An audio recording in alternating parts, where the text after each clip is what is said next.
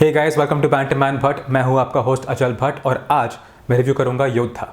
धर्मा और अमेजॉन लेकर आए हैं एक और मूवी सिद्धार्थ मल्होत्रा का करियर बचाने के लिए। बट आज सक्सेसफुल? आइए देखते हैं। तो योद्धा की जो स्टोरी है या जो स्टोरी की आउटलाइन है वो ये है कि जो सिद्धार्थ मल्होत्रा है वो एक टास्क फोर्स का पार्ट है। उस टास्क फोर्स का नाम है योद्धा। अब योद्धा टास्क फोर्स जो है वो सिद्धार्थ मल्होत्रा के फादर रौनक रॉय ने स्टार्ट की थी और वो इसके एक मिशन पे शहीद हो जाता है। तो इसके बाद सिद्धार्थ मल्होत्रा का बस एक ही गोल है लाइफ में कि वो योद्धा टास्क फोर्स ज्वाइन करे और अपने देश का नाम रोशन करे। अब इस मूवी में राशि खन्ना सिद्धार्थ मल्होत्रा की वाइफ है और वो गवर्नमेंट के ग्राउंड ऑपरेशंस में काम करती है, जैसे कमांडोज को इन्फॉर्मेशन देना, उनका रिपोर्ट लेना, मंत्रियों के साथ बात करना, टेररिस्ट के साथ नेगोशिएशन करना, इस टाइप की चीज़ें राशि खन्ना करती है इस मूवी में। अब हम देखते हैं कि योद्धा का एक मिशन फेल हो जाता है जिसकी वजह से जो पूरी टास्क फोर्स है वो सस्पेंड हो जाती है। इस सस्पेंशन की वजह से सिद्धार्थ मल्होत्रा और राशि खन्ना के रिलेशनशिप में कुछ प्रॉब्लम्स आने लगते हैं। अब कुछ सालों बाद हम देखते हैं कि सिद्धार्थ मल्होत्रा एक फ़्लाइट पर पहुंच जाते हैं जो हाईजैक हो जाती है और ये उनका एक मौका है अपने आप को प्रूव करने का और योद्धा टास्क फोर्स की शान को बरकरार रखने का। फिल्म में ऑनेस्टली ऐसी कोई भी एक चीज़ नहीं है जो उभर कर बाहर आती है, बट कुछ चीज़ें जो अच्छी है। फॉर एग्जांपल इसका जो एक्शन है वो अच्छा है, बट फिर भी इसका जो एक्शन है वो कोई बहुत ही बड़े स्केल पे नहीं है। तो फॉर एग्जांपल कोई रोहित शेट्टी लेवल मूवी या वॉर पठान टाइप मूवी का एक्शन नहीं है ये काफ़ी बेसिक लेवल का है, पर फिर भी जो भी एक्शन मूवी में आप देखते हो वो काफ़ी अच्छे से किया गया है। इसके अलावा इस फिल्म का जो बैकग्राउंड म्यूज़िक है वो भी अच्छा है, ऑलमोस्ट हर सीन के साथ ही अच्छे से फ्लो करता है। बट फिर भी इसका म्यूज़िक ऐसा नहीं है कि मैं इसको एक साल बाद याद रखूँगा, बट ओवरऑल एक्शन सीन्स में स्पेशली बैकग्राउंड म्यूज़िक अच्छा है। इस फिल्म में काफ़ी चीज़ें बुरी है और फ्लॉज भी बहुत है। तो स्टार्ट करते हैं एक्टिंग के साथ। अब जाहिर सी बात है, जिस फिल्म में सिद्धार्थ मल्होत्रा और दिशा पाटनी लीड में, तो क्लियरली वहाँ पे मेकर्स ने एक्टिंग पे तो फोकस नहीं किया है। मेरे हिसाब से फिल्म के बेस्ट एक्टर है सनी हिंदुजा, जिसको आपने शायद एस्पिरेंट्स या फैमिली मैन में देखा हो। इसके अलावा सबकी एक्टिंग काफ़ी एवरेज है, किसी की भी एक्टिंग उभर कर बाहर नहीं आती। सिद्धार्थ मल्होत्रा की जो एक्टिंग है वो आई डोंट थिंक पिछले 10 साल में चेंज हुई है या बेहतर हुई है, और इस फिल्म में भी वो सेम ही एक्टिंग करते आ रहे हैं। कोई भी एक्स्ट्रा इमोशनल रेंज मुझे दिखने को नहीं मिली उनके कैरेक्टर में या उनकी एक्टिंग में। राशि खन्ना की एक्टिंग भी मुझे एवरेज लगी। वैसे उनके कैरेक्टर में उतना कुछ इमोशनल रेंज था नहीं कि वो पोर्ट्रे कर सके, तो जो उन्होंने किया है वो ठीक ठाक है, but again nothing extraordinary. Disha Patani जिस लेवल की मैं उनसे एक्टिंग एक्सपेक्ट कर रहा था उसी लेवल की एक्टिंग है, तो nothing more about that. Again जो मूवी के सपोर्टिंग एक्टर्स है, साइड एक्टर्स है, उन्होंने भी ठीक ठाक एक्टिंग की है। किसी की भी एक्टिंग बहुत ही बुरी नहीं है पर बहुत ही अच्छी भी नहीं है। अब अगर VFX की बात करें तो मुझे इस फिल्म का VFX भी काफ़ी बुरा लगा। अभी कुछ शॉट्स है जो ठीक ठाक है, बट काफ़ी सारे शॉट्स जो है, स्पेशली प्लेन के जो शॉट्स है वो बहुत ही बुरे हैं। मतलब अर्ली 2000s में जो फिल्म्स आई थी उनके प्लेन्स के शॉट्स इस मूवी के प्लेन्स के शॉट्स से ज़्यादा अच्छे हैं। एंड आई डोंट नो ऐसा क्यों है, बिकॉज आप अगर स्टॉक फुटेज भी यूज़ करते हो in place of these shots तो वो भी इन शॉट्स से बहुत ही ज़्यादा बेहतर है। इसके अलावा फिल्म में काफ़ी और सीक्वेंसेस है जहाँ पे VFX काफ़ी बुरा है, जैसे कि जो ब्लास्ट दिखाया गया है वो काफ़ी फेक लगता है। जब प्लेन डैमेज होता है वो जो पूरा सीक्वेंस दिखाया गया है वो भी काफ़ी मुझे फ्लॉड लगा, काफ़ी बुरा दिखता है VFX में। तो आई फील कि आप अगर इस लेवल पे, इस बजट पे एक फिल्म बना रहे हो तो उसका VFX भी एक लेवल पे होना चाहिए।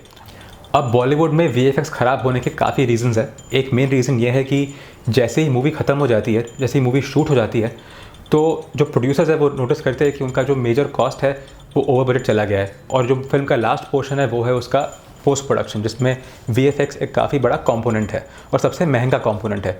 तो जो भी कॉस्ट कटिंग होती है वो एंड में होती है, जिसकी वजह से VFX का जो ओवरऑल कॉस्ट है वो कम हो जाता है, और जो भी काम होता है VFX पे वो काफ़ी जुगाड़ू या काफ़ी बेसिक लेवल का काम होता है। अब इसके अलावा जो स्टोरी में इमोशंस है आप उनको उतना अच्छे से फील नहीं करते हो, बिकॉज ये भी जो है वो ठीक से दिखाए नहीं गए। तो फॉर एग्जांपल हम देखते हैं कि मूवी के पहले 2 मिनट में रौनक रॉय जो है वो एक योद्धा का टास्क फोर्स सेटअप करता है और उसके एक ही मिशन पे वो शहीद हो जाता है।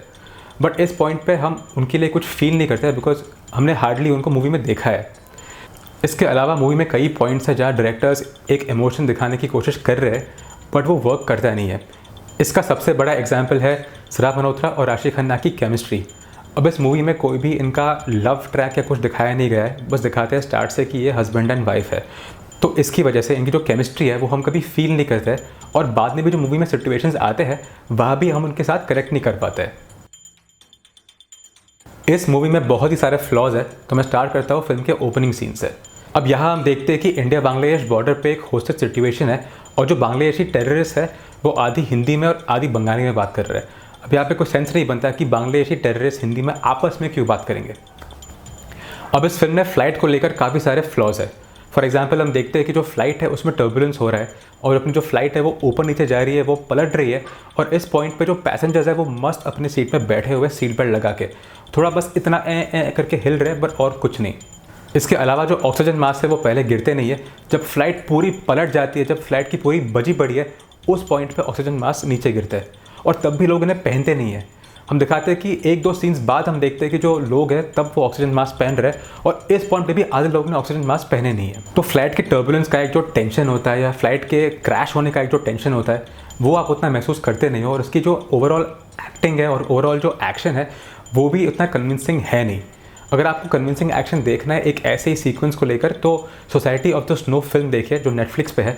अब प्लेन का जो हॉस्टेज सिचुएशन है इंटरवल के बाद, यहाँ हम देखते हैं कि सिद्धार्थ मल्होत्रा और दिशा पाटनी के अलावा इसमें और दो मेन कैरेक्टर्स हैं। एक है चित्रंजन त्रिपाठी जो अपने सीक्रेट गेम्स के त्रिवेदी थे और एक है एक और लड़की जो एक पायलट बनने का कोर्स कर रही है जो बाद में जाके प्लेन चलाती है। तो हम देखते हैं कि सीन के स्टार्ट में ये दोनों जो है इकॉनमी सेक्शन में बैठे हुए हैं और काफ़ी पीछे बैठे हुए हैं, बट जैसे ही मूवी आगे बढ़ती है हम देखते हैं कि कभी ये लोग फर्स्ट क्लास में बैठे हुए हैं, कभी इकॉनमी में बैठे हुए हैं। तो ये बहुत ही ज़्यादा फ्लॉड लगा मुझे। अब फिल्म में बहुत सारे फ्लॉज हैं और मैंने पूरी लिस्ट बनाई है यहाँ पे फ्लॉज के बारे में।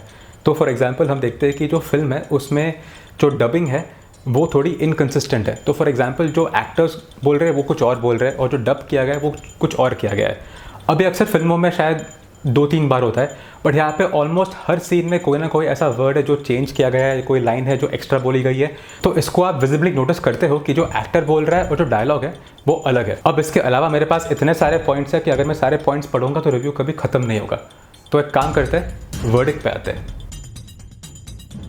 तो अनफॉर्चुनेटली इस बार धर्मा और अमेजॉन सिद्धार्थ मल्होत्रा का करियर इस फिल्म के थ्रू नहीं बचा पाएंगे। तो ओवरऑल मैं इस फिल्म को दे रहा हूँ 2.75 आउट ऑफ 5। इस फ्लाइट का सफ़र आपके लिए शायद सफ़र होगा, तो अगर आप फिल्म देखने जा रहे हो तो अपनी कुर्सी की पेटी बांध के रखिए। Thank you so much for watching. Please like, share and comment on my videos and please subscribe to my channel. Thank you so much and see you soon.